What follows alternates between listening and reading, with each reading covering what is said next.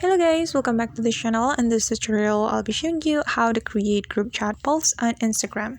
So let's get started. First of all, open your Instagram application on your phone, and after that, you can go to your Instagram direct message right here on the top right corner of your screen.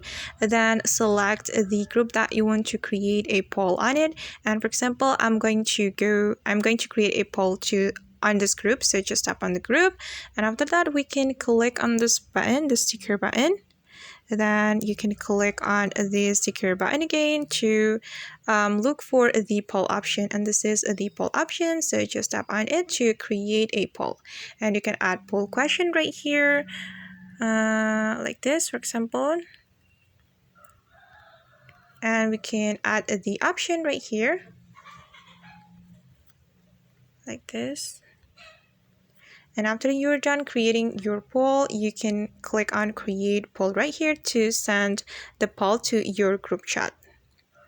Alright guys, and that's how we can create group chat poll on Instagram. I hope this tutorial will be helpful for you. Thank you so much for watching, and see you on the next video.